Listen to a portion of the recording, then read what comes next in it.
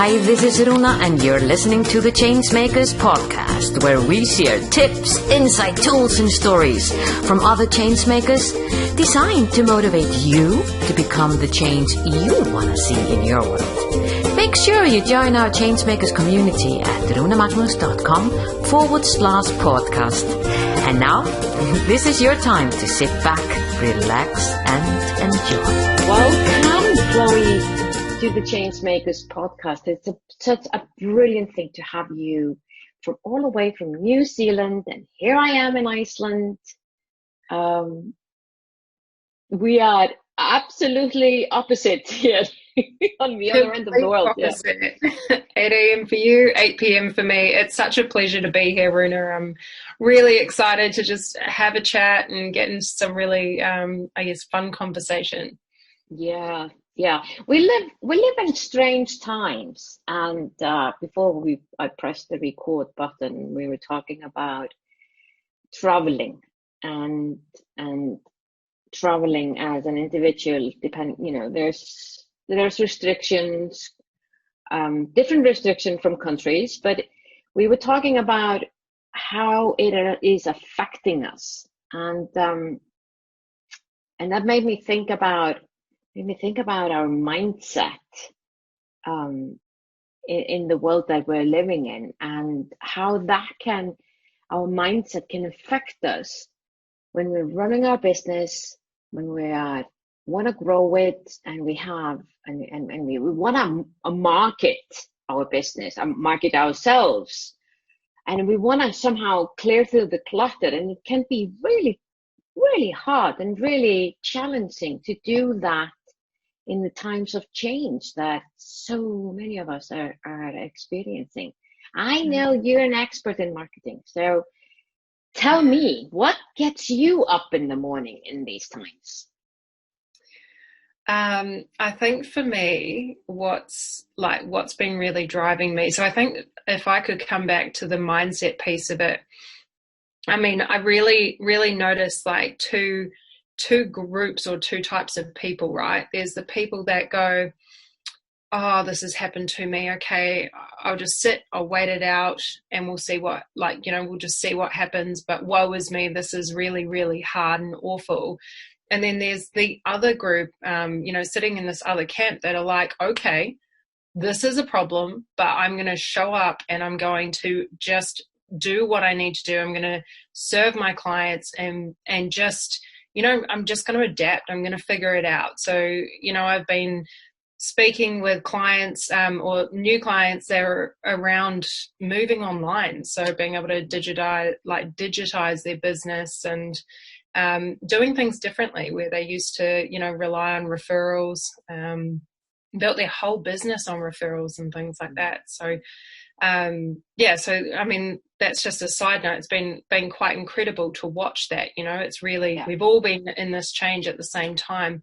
But for me, like what really gets me out of business, gets me out of bed in the morning has got to be, why I do what I do. So there's so many reasons. I mean, if I talk about myself personally, it's my baby, it's my family, it's showing up for them and being able to have this business running the way it's running with my team, and giving me the lifestyle so that I can support my 5-month-old, make sure that I'm there for him, and just being able to do life with him, but also from a client perspective. So I work with a lot of health and wellness professionals, and I do that because they do some incredible work, and they know they have this massive, they can have this massive impact, and all they just need is that foundation to be able to get it out there. So that really gets me out of bed. And then the third thing I'd say is that we do a little bit around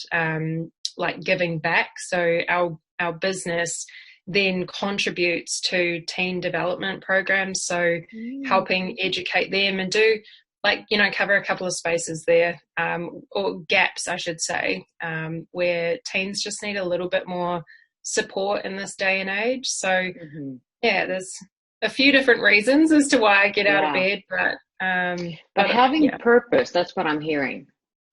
Yeah. Like reconnecting with the purpose. Why am I doing this? Why is this important to me? Yeah. And I agree with you.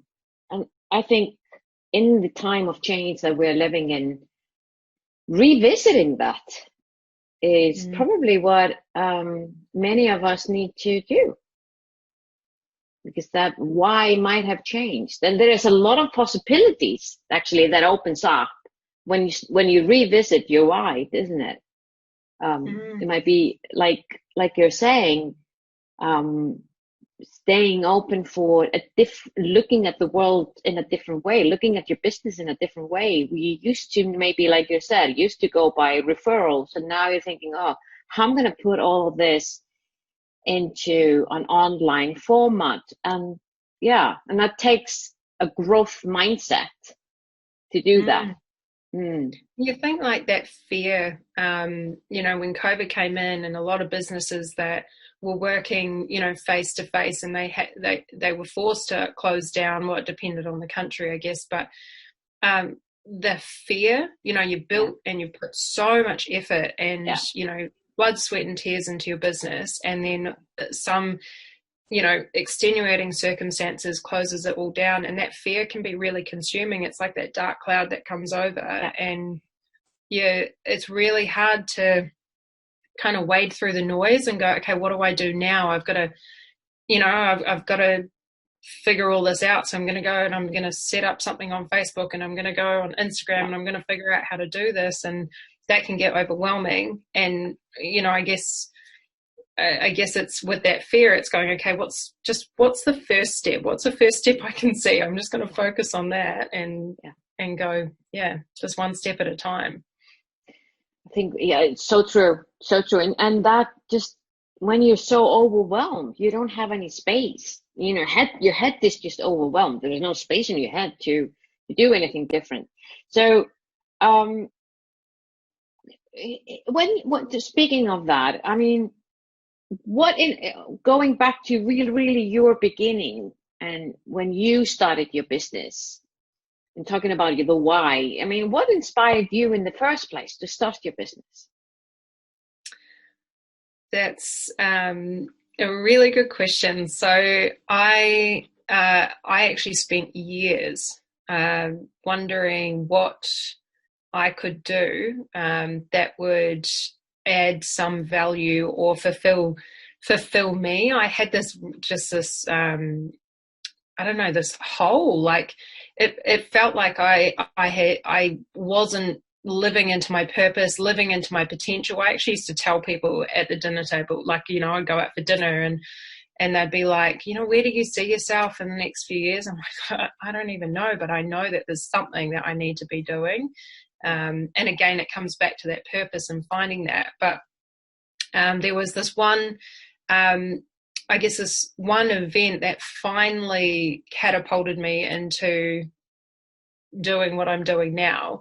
And that was that I went on holiday with my husband. We went to South Africa, and they, without us knowing, they'd changed the visa laws. And my husband's Australian. He got his passport stamped and was ready to walk through. And they looked at me and they said, "Where's your visa?" And I was like, "What are you talking about? I've been to South Africa before. They let me in just last year. We got engaged here, no problems." And they said, "No, you can't, you can't come in." And I said, "Let me pay for one now. I'll pay for it right here." And they said, "No." And so what happened from there? So Johannesburg, Johannesburg is one of the most dangerous cities in the world. And, I'm sitting there, I have to separate from my husband, and they take me to a detention, they call it a detention center within the airport. And I'm sitting there going, this is one of the most dangerous places in the world, and I don't have control right now. I actually don't have any rights either. I can't ask for anything. I can't, I couldn't do anything. And then they walk you through this place, and it says on the wall, "We take no liability for damage to persons or property." And I was just beside myself. I'm just beside myself. And that was, it was just one of those moments. Like I could go into a whole lot of stuff about how it all went and all that kind of thing. But at the end of the day, it was, I guess it was a really intense moment of reflection. You know, I'm sitting in this cell. They lock you out in like a little room sort of thing, and I had time to reflect. And I'm sitting there going, if this was one of those moments where it did end up as violent or as dangerous as it potentially could, is this, like, you know, if I look back on my life, was I really doing what I wanted? Would I have any regrets? Would I be unhappy or whatever? And the straight answer was, yeah, I did. I felt like I hadn't been living my purpose. I hadn't been living into the truth of who I was. In fact, I'd been in this software implementation and process automation career for nearly, at the time was nearly 8 years, you know, business consulting, that sort of thing. I fell into it. I completely fell into it. So nothing about my career I'd had choice over. And so I just let that, you know, take me, and I went with it. But yeah, when in that moment, I look back and I was like, I need to take back some control over this. I need to find what aligns me, find my purpose, and then be able to bring that back to the world, so that if anything ever happened to me like that again, like, let's hope it never ever does, that I could look back and I could be like, yeah, I really lived life. Like I really went for it. And so that's why I'm in my business. Yeah. Wow. It sounds like you had that moment when you realized life is happening for you, not to you. So by turning that around to, this is happening, how can this be happening to me? You turned it into, how is that, I'm going to let that happen for me. So you really made that turn. That's beautiful. That's absolutely beautiful. That's a courageous thing to do as well. So telling me about your clients today, and what do you see out there?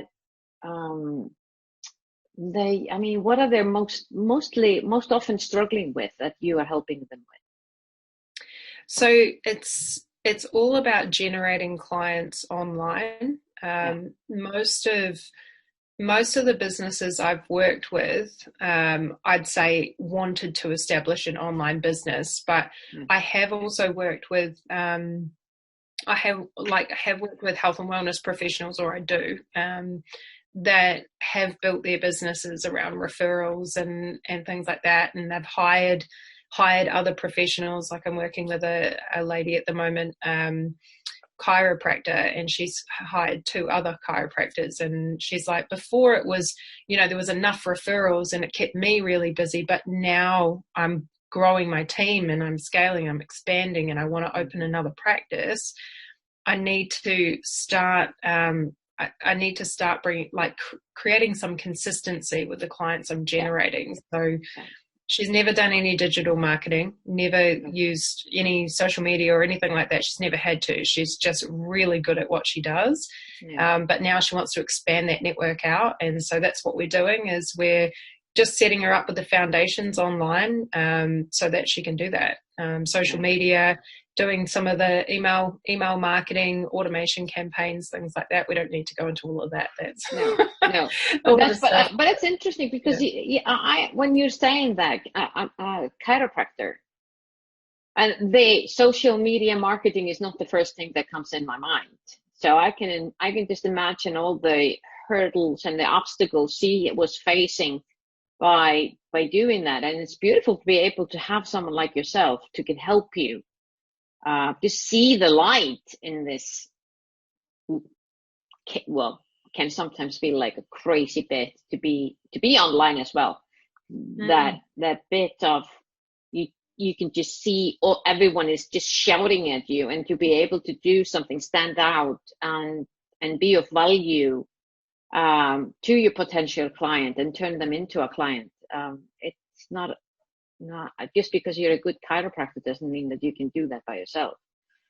No, No, it's so true. But I like what you said around value. I think that's really important. I've been, I mean, we've all been online and we've seen like constant bombardment of sales and, buy my program. And I think you can do it in a great way, creating community and really really adding value. It doesn't have to be more spam, essentially. I agree. Yeah. I agree. There is this fine line. So for people who are now looking at this, how can I actually start my online business? Where should they go to? I mean, how could they contact you? Yeah, so there's two places I probably recommend that they go. So the first one is the Health and Wellness Innovators Facebook group. We do a lot of training, a lot of education in there where we talk about adding value, right? Really important. So that's a really good place to hang out or come and get some answers. And also you can visit my website too. So chloemccready.com. That's CHLOEMCCREEDY.com. Beautiful. Any last words, Chloe? I think just because of the topic that we've been covering, I think it's really important if anyone is sitting in that space where it's the online world's feeling really overwhelming, and it's and also with everything that's going on in this current climate, is just keep it simple. Really just tap into what you're passionate about, and remember what you're really, really good at. And just really concentrate on that and why you're doing what you're doing, because that's going to ground you back down so that you come back out and you're absolutely firing on all cylinders. Oh, yeah, I agree with you. Keeping it simple is such a key, for sure. Chloe, I just want to say thank you from Iceland to New Zealand. Hopefully one day I will be there. You're on my bucket list.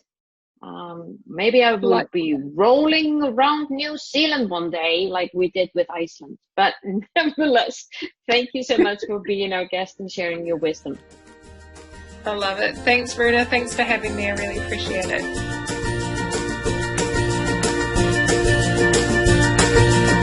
Was this podcast of value for you? I sure hope so. If so, feel free to share the love and give us your generous review on iTunes or Stitcher. And remember that you can always go to runemagnus.com to find out more about the Changemakers and how we can help you drive the change you want to see in your world.